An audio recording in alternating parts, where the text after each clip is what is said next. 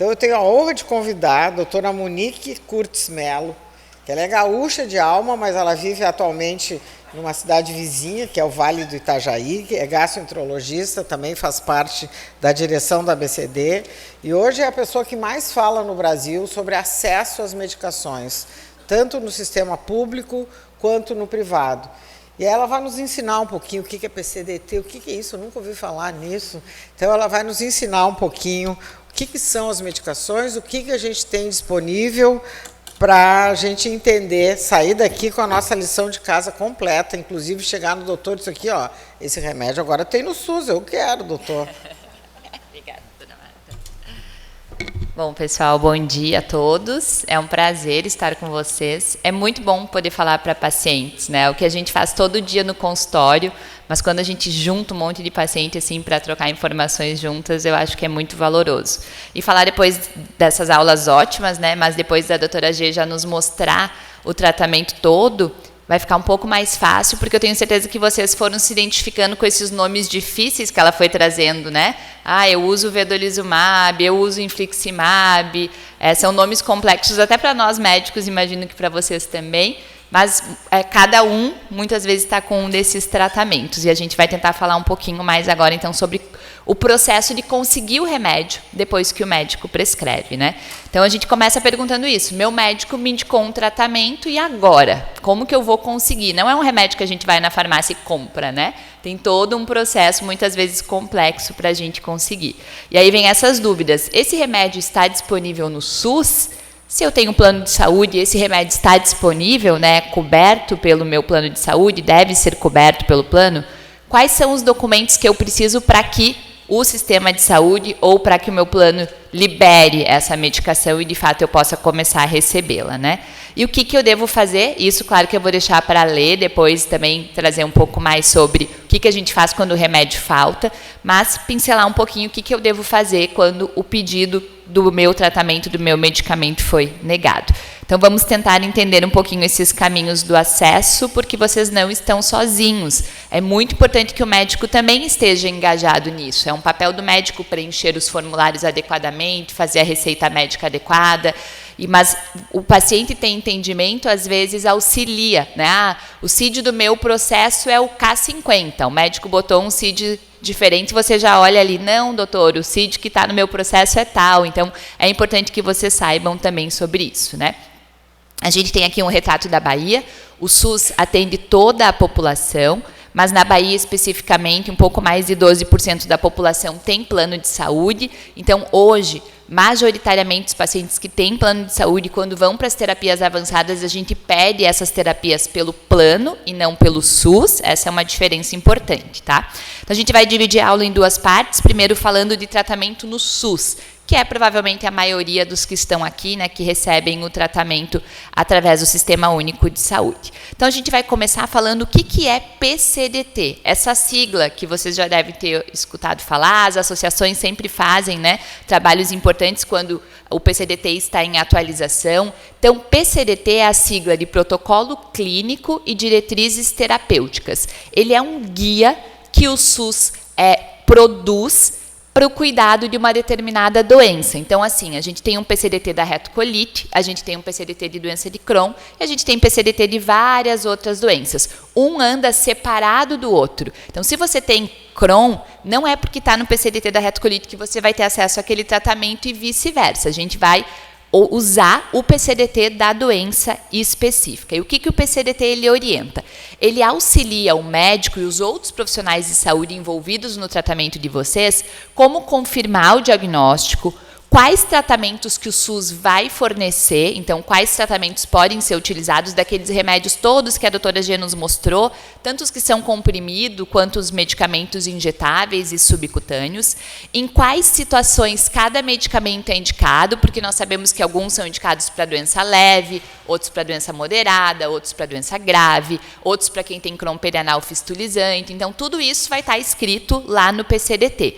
E também o PCDT define como que vocês serão acompanhados, que exames o médico deve fazer para monitorar a doença de vocês depois do diagnóstico e também depois do tratamento. Então, o PCDT, ele é baseado em evidências científicas, os melhores estudos, as evidências mais fortes de eficácia, de tratamento, de acompanhamento, justamente para tentar que todos os pacientes que são atendidos no SUS sejam atendidos de forma muito parecida. Isso é o que deveria acontecer. Independente do local onde você está, você é atendido no SUS, vai ser obedecido o PCDT e então os pacientes devem ter uma equidade no seu tratamento.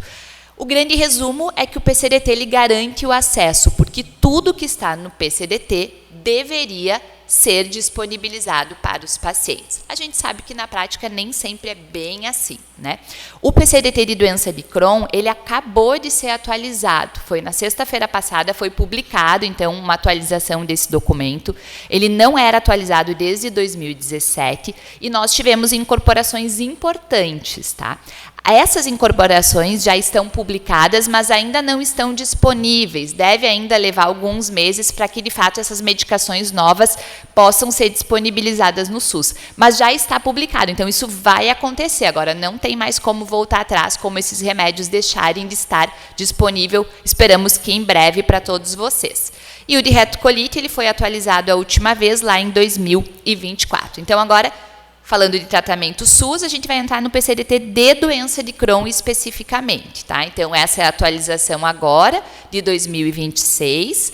E vejam que dentro daquela lista de medicamentos que nós temos disponíveis, aqui estão todos os tratamentos, as terapias biológicas e também as terapias convencionais. Continua mesalazina lá. Alguém aqui tem doença de Crohn e usa mesalazina? Ergue a mão. Temos alguns pacientes. Então, hoje, mesalazina para Crohn é a exceção da exceção ela ser utilizada, tá? Porque na grande maioria dos casos, ela parece ser muito parecida com o placebo. Claro que se você está bem, com a doença totalmente controlada, a gente não muda tratamento, né? Mas se é um paciente que continua com sintomas e o único tratamento dele é a mesalazina, esse tratamento não está adequado, tem que ser conversado com o médico para talvez trocar para terapias diferentes. Mas ele ainda está lá no PCDT, tá? Então vai continuar lá, mas a gente tem que ter cuidado porque mesalazina em Crohn tem um espaço muito pequeno hoje. A grande maioria dos pacientes com doença de Crohn, moderada a grave, eles vão ser tratados com as terapias biológicas, que são esses nomes difíceis que nós já vimos aqui. Até essa atualização do PCDT, nós só tínhamos esses 3 medicamentos, infliximab, adalimumab e certolizumab. Provavelmente, quem tem Crohn aqui, muitos de vocês usam uma dessas medicações. Qual que era o nosso problema? Claro que são poucas opções, mas o problema maior é que todas são da mesma família de remédios. E a gente ficava com uma dificuldade, porque quando falhava a um desses remédios, dessa família, a gente precisava continuar dentro da mesma família. E hoje, muitas vezes, é melhor, quando falha o remédio de uma família, a gente pensar em trocar para outro mecanismo de ação, para outra família. Até então, todas as outras medicações, vocês, pacientes, só tinham acesso através da via não padronizada. Então, provavelmente, muitos de vocês também têm alguma medicação que não está nessa lista, mas por via judicial, um processo ainda mais complexo e demorado para conseguir esse tratamento. Então, com a atualização, isso vai mudar, porque vejam que nós tivemos a incorporação do infliximab, que já tinha endovenoso, mas agora vai ter ele em canetinha, em seringuinha subcutânea também. Mas especificamente para os pacientes que têm Crohn fistulizante perianal, tá? Então, outros Crohns, nesse momento, um Crohn só de cólon, não tem fístulas, a gente não vai conseguir, pelas regras do PCDT, o infliximab subcutâneo até o momento. Mas foram incorporados, então, 2 outras medicações, que é o vedolizumab e o ustekinumab, e que são de outra família. Então, vai melhorar muito o tratamento no SUS. Com certeza, alguns de vocês recebem infliximab ou vedolizumab para tratar o Crohn, mas por via judicial. Vai poder deixar de ser via judicial e passar a ser pelo PCDT. Esses 2, eles foram incorporados para serem usados para pacientes que têm falha, intolerância ou contraindicação a algum daqueles outros que já estavam no PCDT. Então, talvez alguém que não usa biológico não vai poder começar de cara com esses remédios novos. Tem que usar aqueles que já estavam no PCDT, mas se falhar, se voltar a ter a doença mesmo utilizando, a gente tem essas novas opções agora, tá? Teremos em breve, poucos meses, provavelmente isso vai estar disponível. Mas vejam que já tem todos esses remédios que tem no xizinho, são outras medicações que a gente já tem no Brasil, mas que ainda não estão no SUS. Então, a gente ainda tem uma luta aí para tentar incorporar mais medicações, mas já melhorou muito, tá, gente? Essa nova atualização já vai melhorar muito para vocês pacientes e para nós médicos que tratamos doença de Crohn no SUS também. Agora, indo para a retocolite no SUS. Esse é o PCDT, lá de 2024. Vejam a lista de medicamentos. Nós tivemos, nessa atualização de 2024, a inclusão da mesalazina. Quem aqui tem retocolite e usa mesalazina? Muita gente, porque na retocolite, a mesalazina é um excelente tratamento, diferente do Crohn. Por isso que a gente não pode pensar que é verdade do Crohn, é verdade para a retocolite, tá? E em 2024, então, foi incorporada a mesalazina, que é um sachê, ao invés de ser comprimidos. Um sachê equivale a 4 comprimidos de 500 miligramas. Então, imaginem vocês que tomavam, ou ainda tomam alguns, 8 comprimidos de mesalazina por dia.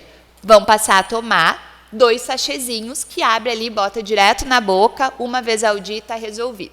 Então, já tem disponível, os médicos têm podido trocar lá, até no momento da renovação do tratamento, para essa mesalazina sachê. Eu sei que aqui na Bahia tem funcionado e já tem disponível também, tá? Então, foi uma grande vitória a gente ter a incorporação da mesalazina sachê no PCDT de retocolite ulcerativa. Essa é a lista das terapias biológicas que nós temos para a retocolite ulcerativa no PCDT. Vocês podem dizer, nossa, doutora Monique, mas também só tem 3 remédios, igual era o Crohn. Mas qual que é a vantagem aqui? São 3 de famílias diferentes. Então, já é muito melhor do que a gente tinha, mesmo tendo só 3 na doença de Crohn também. Porque falhou uma família, a gente pode ir para outra família. Tem o tofacitinib, que talvez alguns usem, que é comprimido, a gente nem chama ele de biológico, chama ele de uma terapia, uma pequena molécula, porque ele é sintético. Então, a gente está melhor servido no PCDT de retocolite ulcerativa, mesmo só tendo 3 remédios, e também porque a mesalazina sachê vai muito bem para muitos pacientes. Então, muitos vão ficar só com a mesalazina a vida toda e com a doença muito bem controlada, tá? Outros biológicos, que não são esses, até hoje a gente precisa solicitar, então, por via não padronizada, por via judicial. Talvez algum de vocês tenha algum tratamento dessa lista aqui, que são todos os outros remédios que a gente tem no Brasil, mas que ainda não estão incorporados no SUS, tá? Um ponto importante, a doutora Marta falou um pouquinho aqui sobre consulta pública, eu não podia deixar de falar, acho que agora a gente está no momento que acabou de atualizar o PCDT, então talvez demore um pouquinho para a gente ter novas incorporações, mas sempre que um novo remédio vai ser incorporado no PCDT, abre esse momento de consulta pública, que é para dar voz para a sociedade, é para dar voz para vocês, tá? Então, não pensem que não tem voz a consulta pública de vocês, tem muita voz.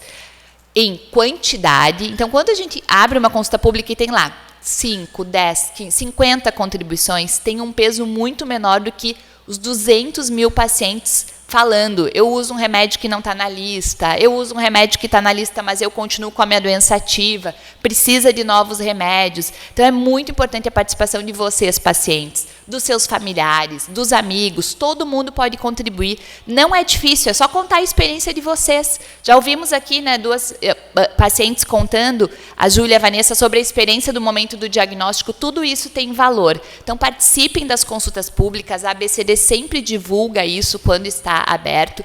Tem uma questão burocrática, tem que entrar no site do governo, fazer o login, botar o CPF, mas é muito importante.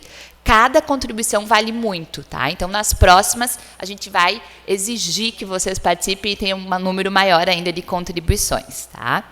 É fundamental que todo mundo participe nesse momento. E aí, sabemos agora o que tem no SUS, mas como que esse remédio ele é pedido, né? Então, você vai ter o diagnóstico da doença, o médico em decisão, junto com você, vai decidir qual é a melhor entre as terapias disponíveis do SUS para o seu caso. E aí vem um momento que às vezes é difícil, separar os documentos, né? Os documentos serão os exames que comprovam a sua doença, o médico vai fazer um relatório da doença e 2 documentos que são bem importantes que o médico preenche, que é esse formulário, todo mundo aqui deve ser familiarizado com esse formulário, né? E que a cada 6 meses ele vai ser renovado. Então, isso tem que ser preenchido muito corretamente pelo médico de vocês. Se tem uma dica que eu acho que o paciente pode gravar, a primeira vez que o médico preenche, ele coloca um CID ali. Nesse exemplo está o K51 de retocolite ulcerativa. Esse CID, toda renovação tem que ser exatamente o mesmo. Se o médico muda para o K51.2, vocês vão ter que voltar para trocar o CID. Então, gravem o CID de vocês, sempre que o médico for renovar, porque às vezes muda o médico que renova, né? No SUS mudou o médico, ou um dia foi atendido por um médico, 6 meses depois vai ser outro. Chequem isso, o número de comprimidos, o número de infusões vai ter que estar ali, para que vocês não precisem ir e ter que ficar voltando com esses formulários não preenchidos adequadamente, tá? Facilitou agora a cada 6 meses que ocorre a renovação, até um tempo atrás até era a cada 13, então isso também facilitou a vida do paciente, né? Tendo os documentos todos organizados, vai entregar na SES, no local na farmácia de alto custo, para que sejam avaliados e esse medicamento seja liberado. Uma dica importante é tentem manter os documentos sempre atualizados, organizados, não deixem para fazer a renovação muito em cima da hora, né? Se organizem para que vocês não fiquem sem tratamento por um período aí nesse momento de renovar essa parte da papelada, tá? Depois a SES vai analisar o pedido. E aí, se tiver tudo certinho, documentos, formulários, vai aprovar para que o remédio de vocês comece a ser retirado. E de 6 em 6 meses, a renovação ela é mais simples, só com a receita e aquela LME preenchida de novo. Não precisa fazer todos os formulários e não precisa os exames comprobatórios de novo. Se tiver alguma coisa de errado ali nos formulários ou faltou algum exame, é importante que a gente entenda o que aconteceu, qual é o exame que está faltando, qual é o erro no formulário, e a gente vai revisar e vocês vão ter que voltar lá com a equipe médica para que esses formulários sejam ajustados, tá? Então, acompanhe o seu pedido, guarde protocolos, receitas, relatórios anteriores, isso tudo facilita e ajuda para o acesso para vocês, pacientes, tá? Agora, saímos do SUS, vamos lá para a saúde suplementar. Quando a gente fala em saúde suplementar, a gente fala em ANS, mais uma sigla, que significa Agência Nacional de Saúde Suplementar, que é o órgão ela é filiada ao Ministério da Saúde e que é quem fiscaliza e regula todos os planos de saúde no nosso país. Ela define as regras de cobertura, então o que o plano vai cobrir de tratamento, de procedimento, de exames, e o que o plano não tem obrigação de cobrir. E ela também acompanha e fiscaliza se as operadoras de saúde estão cumprindo com aquilo que elas devem fazer, estão cobrindo os tratamentos indicados. E também vai receber as reclamações, as ouvidorias de vocês, pacientes, tá? Quando a gente falava em SUS, lembra que a gente falava em PCDT. Quando a gente fala em ANS, a gente fala em rol de procedimento, tá? Não chamamos de PCDT. Esse rol é a lista que tem todos os exames, tratamentos, procedimentos que o plano de saúde tem obrigação de cobrir. Então, se o médico de vocês falar assim, ó, esse tratamento está no rol, o plano tem que cobrir, tá? Só que para cobrir, existem algumas regrinhas a mais, que é, de novo, mais uma sigla, as DUTs, que é a sigla de Diretriz de Utilização.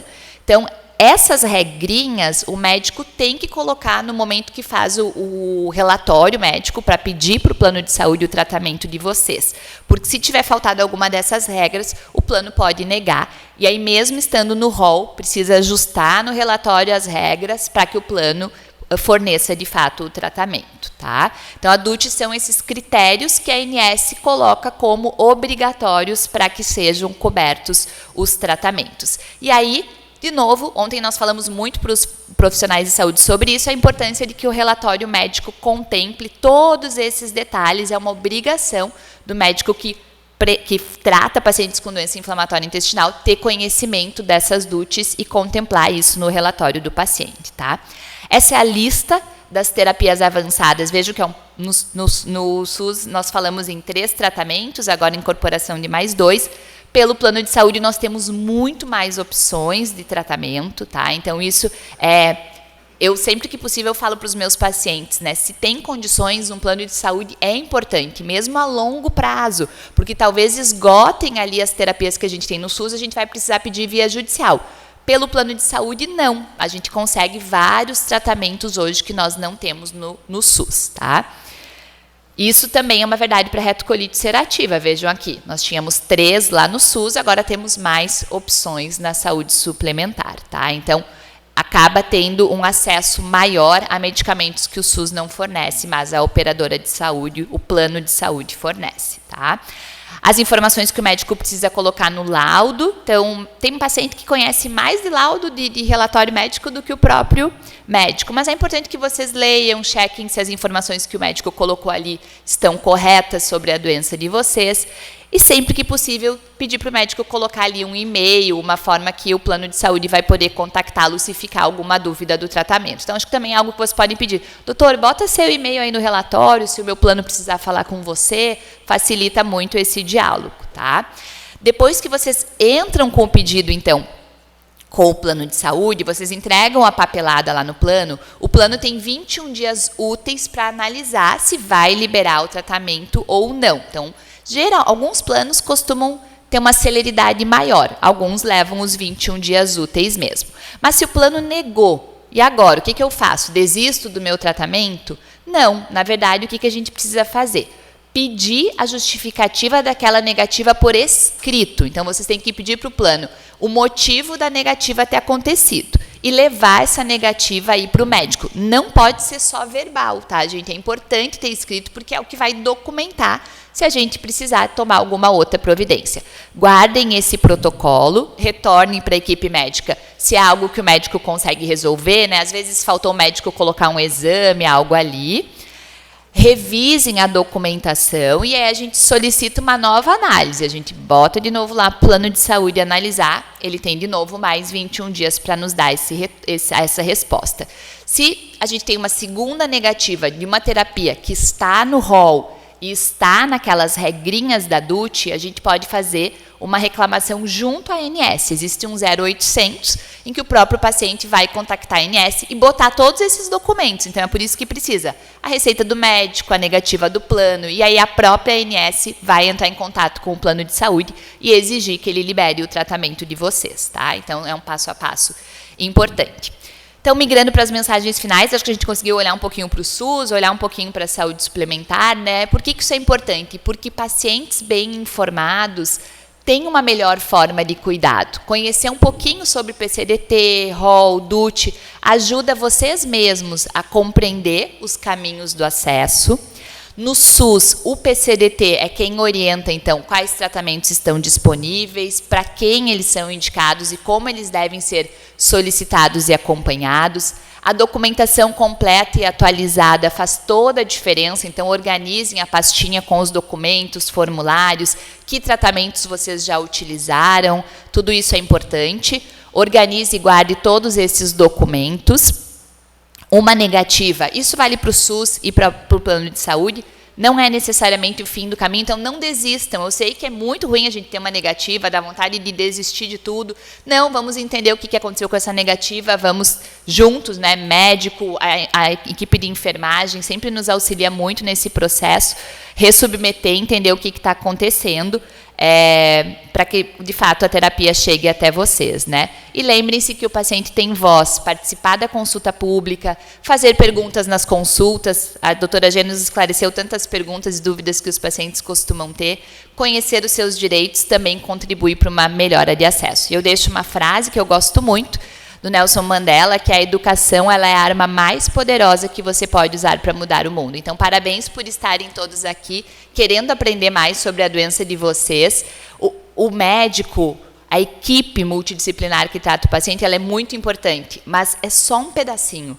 Vocês são muito mais fundamentais no tratamento de vocês do que o médico, porque se o paciente não é engajado, não vai atrás, toda essa burocracia não vai levar os documentos, nada acontece. Então, parte muito importante do tratamento, ela é realizada pelo paciente. Então, parabéns por estarem num sábado de manhã aqui querendo aprender mais sobre a doença de vocês. Porque conhecer a doença e os caminhos do acesso e os próprios direitos é uma forma de transformar a realidade no cuidado. Eu gostei muito de saber que o Martin Luther King fez o que fez com 7 pessoas, né? Olha que nós já estamos em muito mais do que 7. Então, com certeza, a gente vai conseguir, talvez daqui a alguns anos, estar aqui com uma lista ainda maior de tratamentos disponíveis para vocês, tá bom? Muito obrigada. É um prazer estar com vocês.